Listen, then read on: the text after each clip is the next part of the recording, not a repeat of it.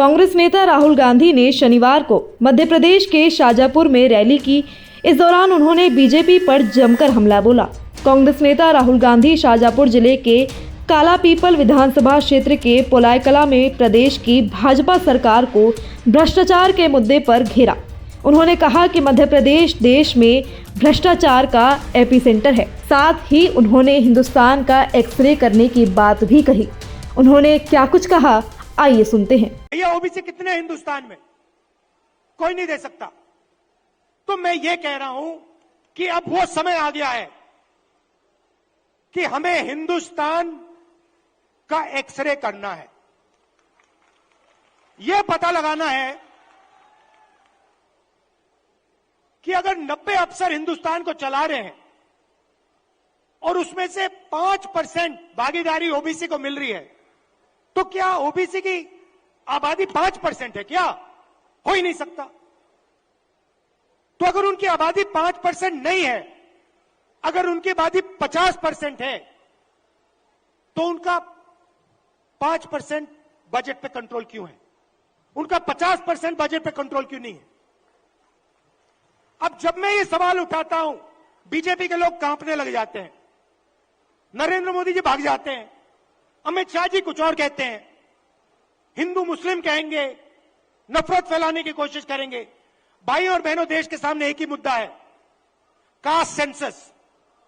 OBC कितने हैं और उनकी भागीदारी कितनी होनी चाहिए, यह हिंदुस्तान के सामने सबसे बड़ा सवाल है। विधानसभा में चले जाइए और बीजेपी के किसी भी एमएलए से पूछ लीजिए, एमपी से पूछ लीजिए, आपसे कुछ पूछा जाता है क्या?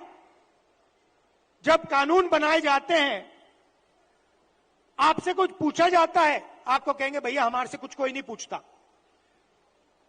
कानून आरएसएस वाले लोग बनाते हैं, कानून अफसर बनाते हैं, कानून बीजेपी के एमएलए और एमपी नहीं बनाते। सच्चाई भाइयों और बहनों एक और है। सच्चाई यह है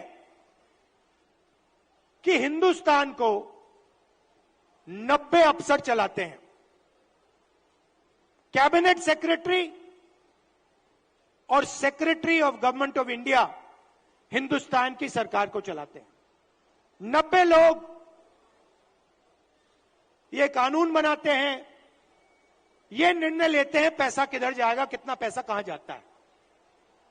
अब मैं आपसे सवाल पूछना चाहता हूं, बीजेपी के 10 साल से सरकार है,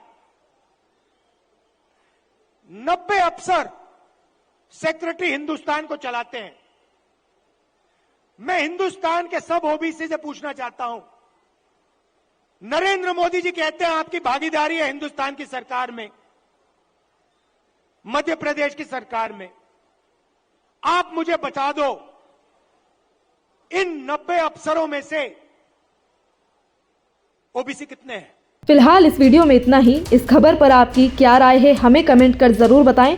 साथ ही देश दुनिया से जुड़ी तमाम न्यूज अपडेट्स के लिए आप जुड़े रहें सहारा समय के डिजिटल प्लेटफॉर्म के साथ। धन्यवाद।